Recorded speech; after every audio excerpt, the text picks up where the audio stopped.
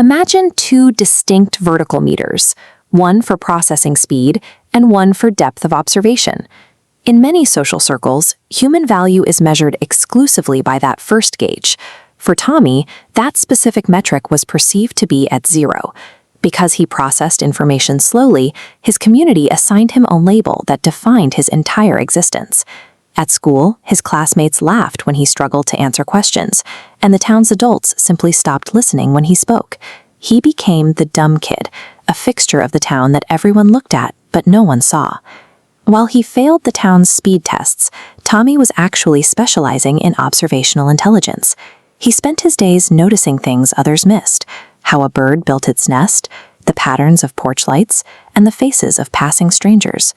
By prioritizing quickness over quiet observation, the townspeople essentially opted out of the information Tommy was collecting. They were unintentionally ignoring the details of their own environment.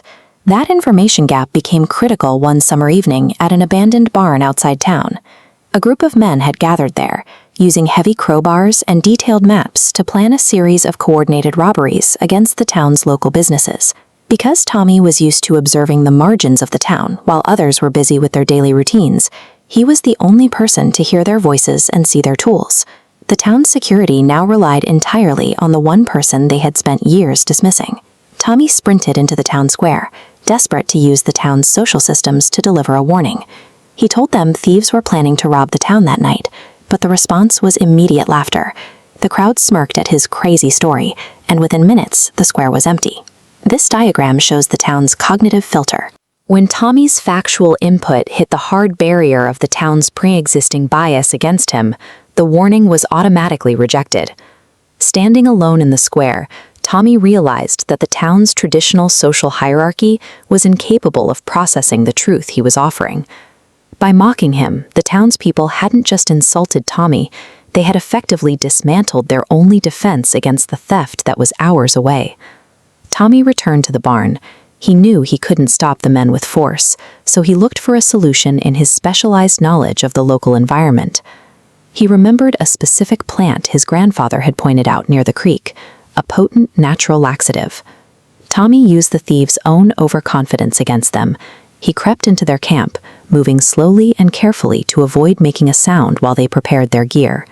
He added the plant mixture to the drinks in their cooler and slipped away, relying on the thieves' lack of awareness to remain unseen. The results were immediate. As the physical condition of the gang rapidly deteriorated, their organized heist collapsed into complete chaos. Tommy's observational approach allowed him to neutralize a superior armed force without ever initiating a physical confrontation. The sheriff arrived at the barn shortly after, finding the exhausted thieves in absolutely no condition to escape. The robbery tools and maps were recovered, and the town was secured. The next morning at City Hall, the sheriff explained exactly how the robbery had been stopped. He told the gathered crowd that it was Tommy who had identified the threat and executed the plan to stop it. The town square was silent. The residents realized that their collective consensus about Tommy's value had led them to a dangerous mistake. This spectrum visualization maps intelligence across several individual nodes. In this model, the glow of observational skill is just as vital as the speed of traditional processing. The town's safety was preserved not by the fastest thinker, but by the one who was paying the most attention. Value often resides in the very places society has been conditioned to ignore.